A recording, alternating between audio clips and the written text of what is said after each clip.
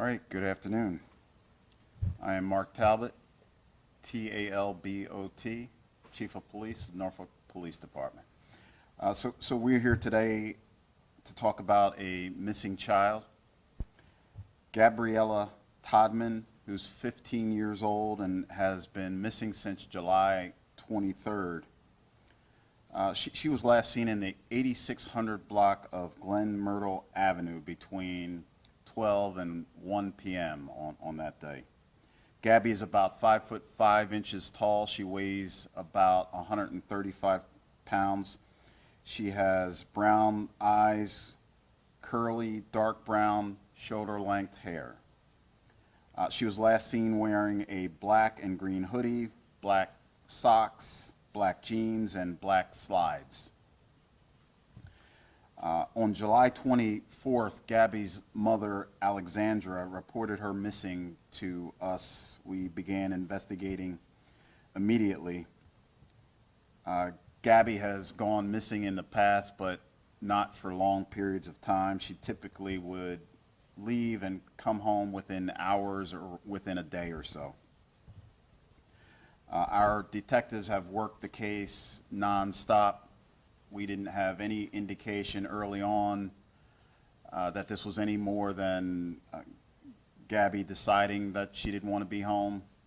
On August 3rd, the investigation took a very concerning turn. On that day, Alexandra reported to our detectives that she received text and social media messages that were from a person who Alexandra believed was Gabby. We investigated that thoroughly. We do not believe that the messages came from Gabby at this point. We have more work to do related to those messages, much more investigative work, but at this point, we're asking for the public's help in finding out where Gabby might be at this point. So if there's anybody that has more information, if they could call us at 757-664-7000 so that we can help take her home. We'll take questions.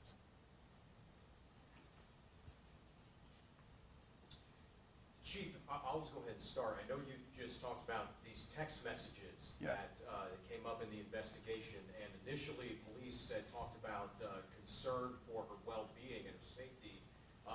Can you elaborate more as to NPD's concern for her well-being, especially given these text messages that came to light during this investigation, among maybe other factors? So the text messages are initially what sparked a different thought about what might be happening with Gabby. The period of time that she's been gone at this point, there's no reason to believe that this is the same as she's done on previous occasions. We also became aware through the investigative process that she's having some problems in her life, like a lot of teens do. And there are other factors that we can't talk about at this point. Nevertheless, we are concerned for her safety. Chief, what were the nature of these text messages? You say they were posing as Gabby. What can you say about the text? The text messages were purportedly from Gabby. They were not. We do not believe that they were from her. We don't necessarily think that the person sending the messages meant any harm.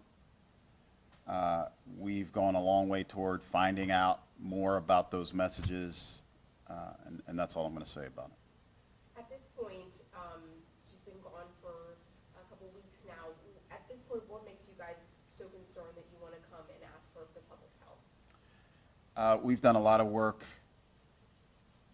investigating the case, knocking on doors, talking to neighbors. We've worked closely with Gabby's mom. I've spoken to Gabby's mom directly. The time period itself is enough to say something different seems to be happening. The interactions that we had during the time where mom's getting the text and the social media messages, we've gotten some information from the public that also has increased the urgency around the investigation. Can you elaborate on some of that information if it, that made you concerned from the public? Not at this time. Are you all concerned about a possible abduction or anything like that which could potentially lead to Amber Alerts? What's the stance on that? We're not ruling anything out. We have no evidence that would indicate that she was abducted. We have no suspects that we've been able to identify. But we were certainly not ruling anything out. Chief, can you speak to, has police actively, you mentioned the messages and text, has police tracked or is police currently tracking the phone? If you can elaborate on that if possible. I don't want to say more about the messages. We don't want to compromise the investigation. One more question. Chief, how's it for you? I mean, a 15-year-old girl, especially being gone for 2 weeks, especially just missing person cases in general, but this one being a 15-year-old, I mean, just how are you feeling just with everything that's gone on as you all still try to search for answers? I'm feeling anxious, and there's a sense of urgency that we're bringing to this investigation, like we bring to all investigations. The reality of missing persons cases is they almost all work out fine, but not all of them, as we've seen on a number of occasions. So we're going to do everything that we can to make sure that this case works out just fine. Thank you so much.